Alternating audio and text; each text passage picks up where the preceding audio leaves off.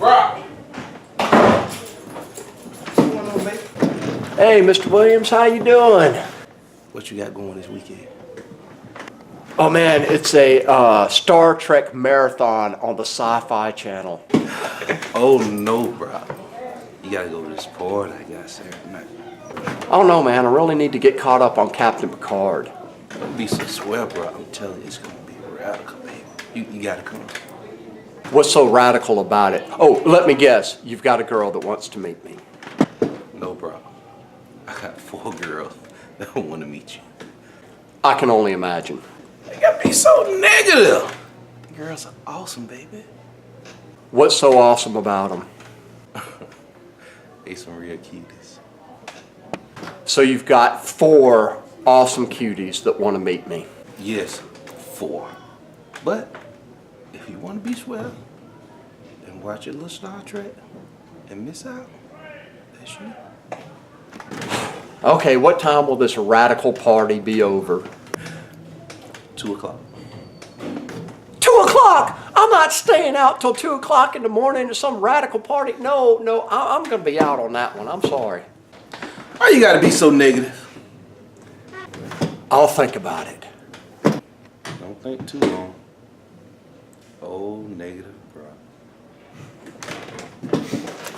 Hey, this is Mr. Brock. I know what you're wondering right now. What in the world does a radical party have to do with the quadratic equation? Well, we're going to find that out in a minute. The radical party is a mnemonic device that I use to remember that. I know you're wondering, well, what in the world is a mnemonic device? Well, a mnemonic device is a memory aid to help you remember things like formulas. For instance, when I was taking my private pilot exam, the examiner might ask, well, what are the required instruments you need for a daytime VFR flight? And I would answer, well, we need a tachometer, we need an altimeter, we need a manifold pressure gauge. But in my mind, I'm thinking tomato flames, because tomato flames will give me the initial. I know the first item I need, T, tomato, starts with a T, so what would that be? Tachometer. And then A is altimeter, and it just helps me remember all of those things. I'm big on mnemonic devices because I've had to memorize a lot of stuff through the years. I have to memorize all of my students' names, and I normally make a game out of that, and I do it in one day. I memorize 130 names in one day. How do I do that? Well, I make up a story about each student, and it sounds like I'm making more work here, but it actually helps me remember the names. Okay, for instance, this year I had a student, his name was Taylor. So to remember his name, I got an image of this student walking down a dirt road with a fishing pole with Andy Griffith. And of course that I remember that the child's name in the show was Opie Taylor, and I would remember Taylor. And in fact, that one worked so well, sometimes they can work too well. Every time I saw him in the hallways after that, I would hear this playing in my mind, which is the theme song to the Andy Griffith Show. So sometimes these mnemonic devices will really get these things stuck on your mind. So I'll share with you the mnemonic device for remembering the quadratic formula. Old negative Brock. He just couldn't decide if he wanted to be squared and miss out on 4 awesome cuties at a radical party that's over at 2 a.m. What are quadratic formulas? Well, quadratic formulas are those pesky equations where x is now to the 2nd power. And lots of times inverse operations don't help us solve them. We learn that sometimes you can factor them if they're factorable, and there's a test to determine whether the quadratic equation will factor or not. But if it won't factor, then we have to complete the square. And completing the square can be kind of difficult if that lead coefficient isn't 1 and the middle term divisible by 2. If the middle term is divisible by 2 and the first term, the leading coefficient, is 1, then completing the square is pretty easy. But when it's not, it can become a problem. And so the quadratic formula is just an easy way to jump straight to the answer. Just plug into the formula and you have an answer. The hard part about it is just memorizing the formula. Okay, first I'd like to show you where this formula comes from. I'm going to derive the formula by solving just a generic ax squared plus bx plus c equals 0 by completing the square. The first step would be to divide everything by a to get rid of the lead coefficient. Then we subtract c divided by a to set us up for completing the square. Now we need to find the magic number that completes the square. Half of b divided by a would be b divided by 2a. b divided by 2a squared would be b squared divided by 4a squared. So I add b squared divided by 4a squared to both sides. That will factor on the left into x plus b divided by 2a quantity squared. On the right, I need a common denominator. That common denominator is going to be 4a squared. So I'm going to change negative c divided by a to a denominator with 4a squared. So I need to multiply by by 4a. So that gives me negative 4a squared. Combine like terms, and you have b squared minus 4ac divided by 4a squared is equal to x plus b divided by 2a quantity squared. Take the square root of both sides. That clears the radical from the left because powers undo roots, and that gives us x plus b divided by 2a is equal to plus or minus the square root of b squared minus 4ac divided by the square root of 4a squared, which is 2a. Now I subtract b divided by 2a from both sides, and I have a common denominator there. That's going to throw the negative b in front. And here I have negative b plus or minus the square root of b squared minus 4ac divided by 2a. And that's the quadratic formula. Now we don't want to go through that every time, so it's easier to remember. Old negative Brock, he just couldn't decide if he wanted to be squared and miss out on 4 awesome cuties at a radical party that's over at 2 a.m.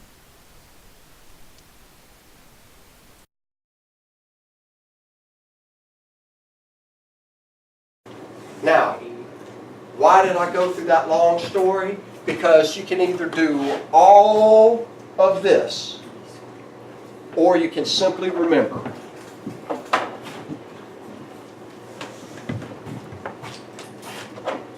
Old negative Brock, he just couldn't decide if he should be squared and miss out on 4 awesome cuties at a radical party that's not over until 2 a.m.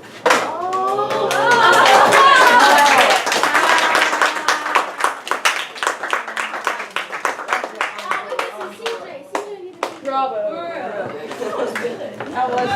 That was really good. You go, Mr. Brock. If you want to make my day, years from now when you're in college and you see me at Walmart or whatever, just walk up and say, Mr. Brock, negative b plus or minus the square root of b squared minus 4ac divided by 2a, and I will give you a high five and And a jolly And a rancher. jolly I have any in my pocket.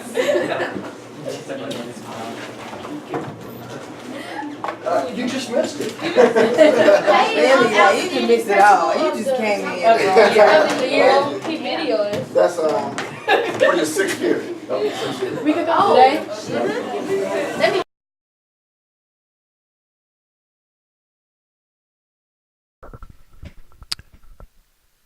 Okay, let's use this quadratic formula to solve a real problem. We have 5x squared plus 3x minus 7 equals 0. Now this equation will not factor. If you try it, you'll see that its roots are not rational.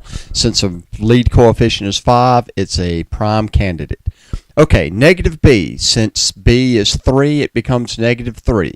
Plus or minus the square root of 3 squared is 9 minus 4 times a times c.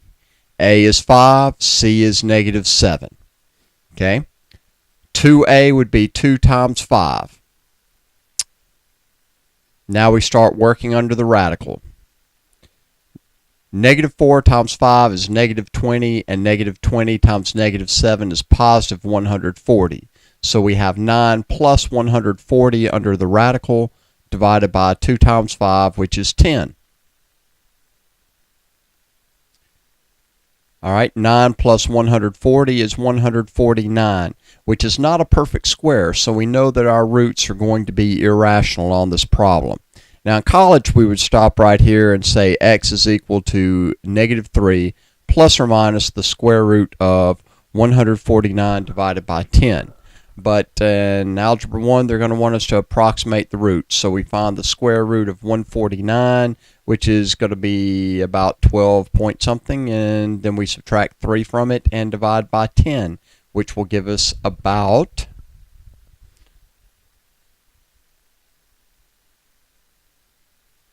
0.92. Then we find the negative root. The square root of 149 is also negative 12 point something. We subtract 3 from that, and it'd be negative 15 point something, and divide by 10, and that would give us negative 1.52. And there's our answer, so we put them in a box.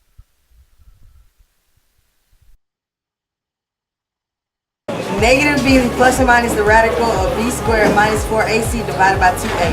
Holla! Negative b plus or minus square root of 4. Can I do that again? Negative b plus or minus the square root of b squared minus 4 times a times c divided by 2 times a. Take 2. Take 2, I got it. Oh, I can do it now? Alright.